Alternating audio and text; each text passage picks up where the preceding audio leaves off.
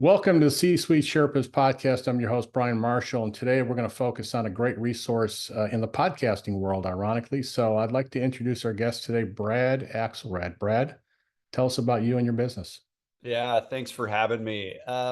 Historically, I was an event producer helping speakers share their message on platforms. I had a podcast interviewing celebrity thought leaders as well. People like Don Miguel Ruiz of the Four Agreements was guest number one, Gay Hendricks, lots of other really cool thought leaders. And it was living in Mexico, and I wanted to get myself booked on stages or on virtual stages, and podcasts is what kept coming up. That's the future. 500 new shows come online daily. Hmm. It's not going away. So I thought, well, it's time for me to be the guy that just shows up and let everyone else do all the work and create the show, create the graphics, do all the stuff for the podcast. And I just get to show up and share my message. So with that said, Get Me On Podcast was founded.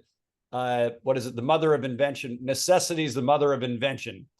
And Right. I wanted to book myself on lots of shows as a guest, and I figured out a great way to do that. And with all of my training over the last 20 years of working with thought leaders and being one myself, and being all over the media, NBC Nightly News, PBS Television, USC News, LA Times, Orange County Register, like I'm media trained, understand media, understand talking on video, overcame my fear of public speaking and talking on camera.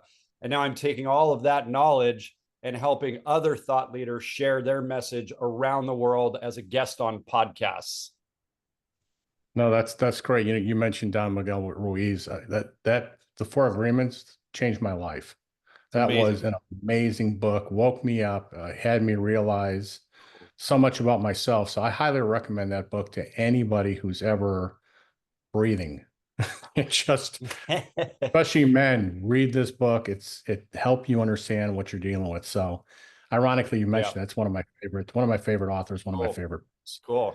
So tell us about, dive a little deeper into who you work with. I mean, I know a lot about the podcasting world and how you can get exposure from a marketing standpoint, but I don't think most people listening would understand the power of podcasting and just getting the message out. So dig a little deeper, who you work with and what kind of outcomes do they expect from working with you?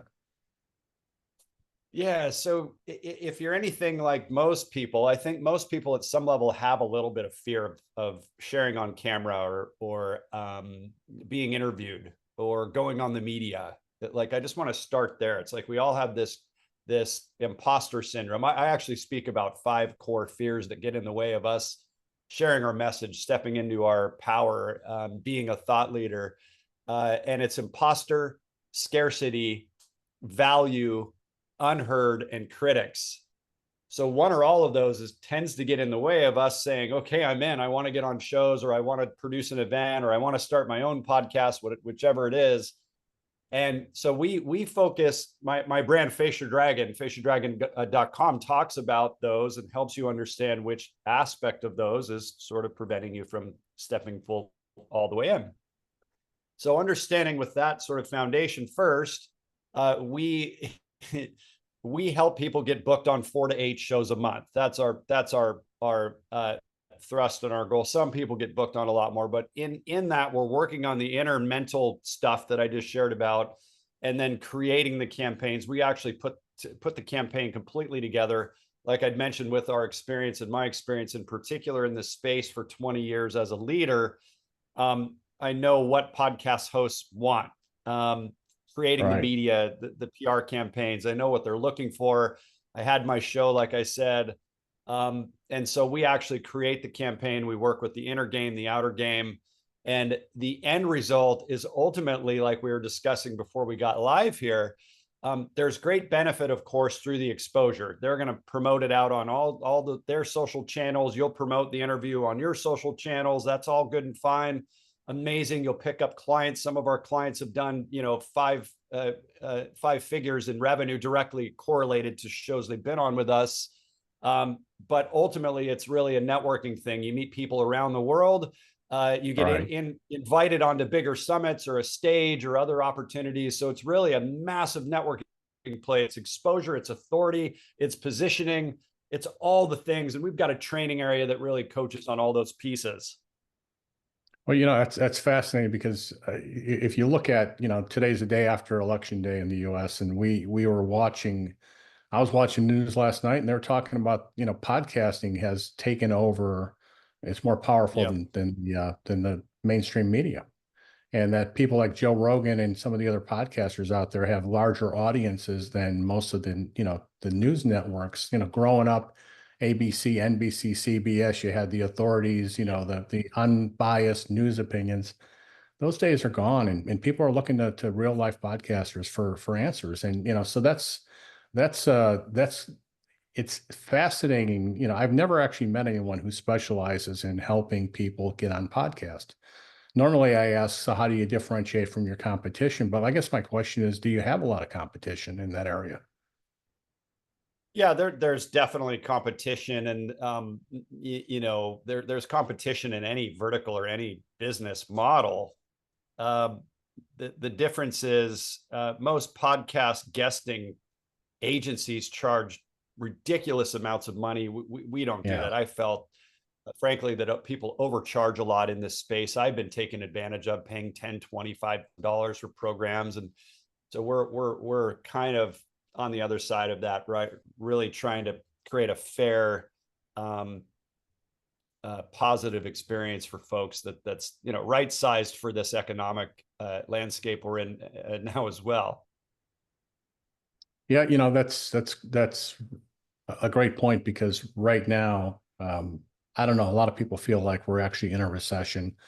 We were talking offline before we started that there are a lot of coaches, consultants, authors, people out there that are really talented, and they're struggling. They're really just barely scraping by. We look at what's going on with the economy. There's a huge divide between the haves and the have-nots, and Yeah. unfortunately, the have-nots are a huge segment of the population. And I think what's going on with social media today, people don't really understand what the next move is. LinkedIn, it hasn't been working the way it used to, and people don't read emails, and they get upset with you if you call them on the phone, which is a new thing. Somebody said you have to Yep. text me before you call me, and I'm going, that's interesting. That is the thing now. So Yep. that's a thing, and I've got younger kids that remind me of that all the time. But yeah, so I think that needing more skills around not only just learning how to get on podcasts, but what to do as a guest and how to promote that after the fact is, I think that's a great skill, and I'm glad you joined us today because I think our audience would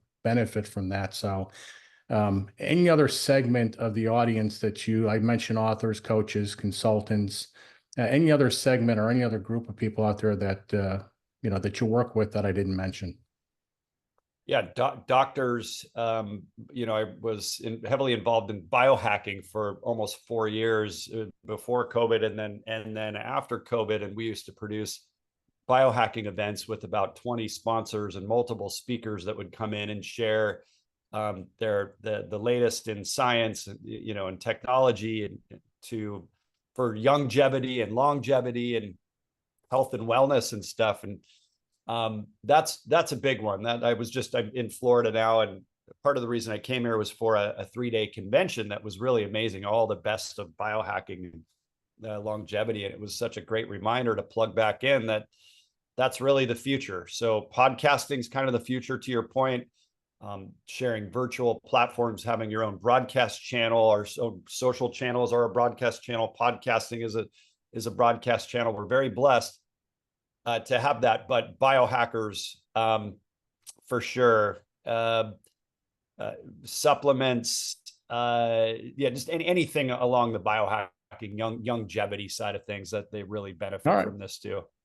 Yep. No, that's good. I wouldn't have thought about that. For the folks in the audience that don't know what biohacking is, quick description of what that is. I mean, it's implied in your discussion about it, but what is biohacking? Yeah, I'll just rattle a couple things off. So ice baths are really great now. Supplementation. I mean, even as simple as chiropractic, but the things that we can do both with supplementation and nootropics Yeah, and laser therapy and vibrational beds. I mean, there's just so many ways that we can leverage science and technology to heal. right. Stem cells, exosomes, that kind of stuff. Yeah. Okay, good. Yeah, there's a lot of that out there, and it's hard to separate between the, what's real and what's snake oil. There's a lot of Also remedies true. out there that, yeah, Most of them aren't snake oil though. That's the good thing. That was kind of this is a little bit more science based. It's like they're doing real stuff now, yeah, like back in the day, a lot of network marketing companies would pump out these potions and lotions, and a lot of that stuff was kind of hocus pocus just for the money, so they weren't running a pyramid scheme, for example. But this is different. I think we've turned the corner from that, and there's real good stuff out there. Of course there's junk too, but it's mostly really good stuff. All right, good. So one last question about the industry. Where do you see this field, podcasting, and evolving? The podcasting field, and let's just call it, social media marketing. Where do you see it evolving over the next 5 years? Just curious from your perspective.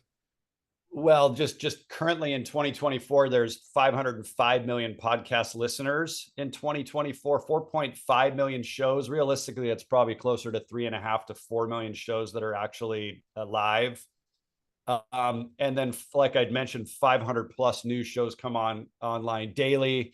It's not going away. It's just going to keep expanding and growing. And like you said, we're going to have more people like Joe Rogan out there than we will have more CNNs or Fox News, right? I think it's just going to keep expanding. More people are going to be excited to have their own shows and also to get on them. We we recommend to most people, they say, Brad, I want to start a show, but I want to see about podcast guesting. My recommendation is to always get on shows for 6 to 12 months and get the lay of the land and get the experience of what Right. it's like to actually have your to somebody else's show, to see what it's about. It's a lot of work. Oh, I yeah, was 10 yeah. hours a week on mine. Mine was a little bit unique. I created this really long story narrative. And it was about $1,000 a month and 10 hours a week of my time. So it's better to allocate that towards somebody else that already has the momentum. They've had a show, they've done hundreds of shows, they've been with creating shows for a couple years. Let them create the graphics, write the show notes, create all the marketing collateral. Let them do it. Just get on other people's shows. We think it's better, easier, faster, cheaper. Yeah, good advice. Okay, so let's switch things up a little bit. I want to let's have some fun. Lightning round. I'm going to ask you some quick questions. Don't think about it, just answer it, whatever comes to mind. So here we go. Fair Uh, enough. First question: coffee or tea? Tea. Great. Cats or dogs? Ooh, that's a tough one. I like both, but I like cats because they're low maintenance. All right, good. If you can only grab one weapon or item during the zombie apocalypse, what would it be? Motorcycle. Okay. Favorite quote or phrase that you think of often? The cave you fear to enter holds the treasure you seek. Joseph Campbell. All right, great. How about your favorite movie? What just came up is Vanilla Sky. It's not my favorite, but it's top, very top. What Dreams May Come with Okay, Robin Williams. The producer of that was on my podcast, Barnett Bain. He's amazing. awesome. How about a streaming series? Any favorite streaming series that you're binge watching? What just came up is Californication, because I'm normally in California. I've spent 40 some odd years in California. I'm here in Florida and I'm missing California, and I've only been here a week. Californication. That's a Californication. That's good. mess. What a fun, Yeah, what a fun show that was. What a mess. yeah. Um, what about your favorite book? Or how about this? How about something you're reading now, currently? I want to answer the favorite book one, but first, Okay. Four Agreements is definitely on the top. Mastery of Love by Don Miguel Ruiz is on the top. And then my second guess, like I'd mentioned, Gay Hendricks, The Big Leap, another fantastic book. But I was listening to the Celestine Prophecy on the airplane here and on an airplane to and from Denver to Vegas last week, and revisiting the Celestine Prophecy and trusting the the coincidences again feels really good. It's really the flow state. I don't know if you've read that. It's phenomenal. It's I been a long have, I've heard time. about it, but I haven't read it. Something It's probably been 10 years since I read it. It's really great. I read like yeah, 4 of them. There's a whole series of like 5 or 6 of them, but after 4, it kind of got kind of bad and I stopped reading. yeah, yeah. Okay, cool. Um, Two things are on the bucket list. Bucket list item you've already accomplished. uh Being, well, racing semi-professional motocross, and being a digital nomad. Those are setting myself free from the confines of needing to physically be somewhere to live, to feel comfortable, and to generate money. Yeah, cool. And how about one that you haven't accomplished yet, but you will? uh Yachting. Yeah, well, Croatia comes to mind.